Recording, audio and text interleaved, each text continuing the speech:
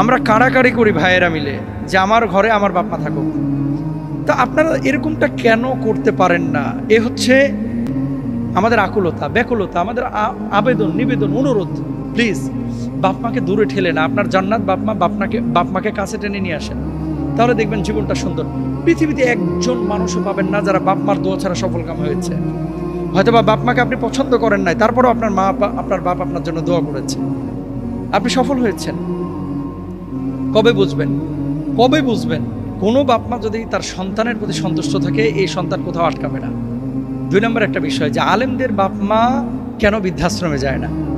সহজ উত্তর, আলেমরা বড় সচিব না, আলেমরা বড় ডাক্তার না, আলেমরা বড় ইঞ্জিনিয়ার না, হিউজ পয়সাও কামাইতে পারে না, কিন্তু মনে করে যে এই বাপ মা হচ্ছে আমার দোয়ার ভান্ডার, এই বাপ মা হচ্ছে আমার টাকা কামানোর ভান্ডার, এই বাপ মা হচ্ছে আল্লাহর কাছে আমার মর্যাদাটাকে উন্নত করার হচ্ছে ভান্ডার। এই জন্য তারা বাপ মার কাছে কি করে? নিজেকে সবসময় নত করে, দেখভাল করে, সম্মান ইজ্জত করে। বাপ মাও তার জন্য দোয়া করে। এবং বাপ মাকে যদি কেউ এই ধরনের রেসপেক্ট করে, সম্মান করে, সেই বাপ মাকে বৃদ্ধাশ্রমে পাঠানো মানে নিজের জান্নাতকে বৃদ্ধাশ্রমে পাঠানো।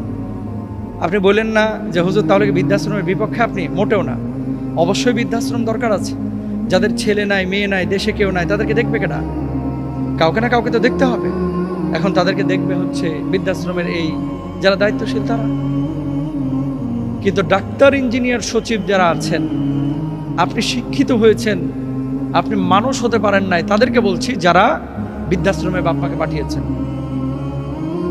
নামাজ পড়া যেমন ফরজ, রোজা করা, হজ করা, জাকাত দেওয়া যেমন ফরজ, বাপ মার খেদমত করাকে আল্লাহ রাব্বুল আলামিন তেমনি ফরজ করে দিয়েছেন। এই জন্য কলিজার টুকরা ভাইয়েরা, বোনেরা, প্লিজ বাপ মাকে নেগলেক্ট করে, বাপ মাকে বৃদ্ধাশ্রমে রেখে আল্লাহর ঘর মসজিদে সিজদা দিয়ে জান্নাত খোঁজা এটা পাগলামি। কারণ নামাজ পড়া যেমন ফরজ, বাপ মার খেদমত করা তেমনই ফরজ। আজকে আমি মানে অনেক মানুষকে চিনি ইউরোপ, আমেরিকা এবং বাংলাদেশে, যারা বাপ মার দোয়ার কারণে আজকে এত বড় বড় জায়গায় তারা চলে গিয়েছে। শুধু নাগরিকত্ব না, কিন্তু লাখপতি থেকে কোটিপতি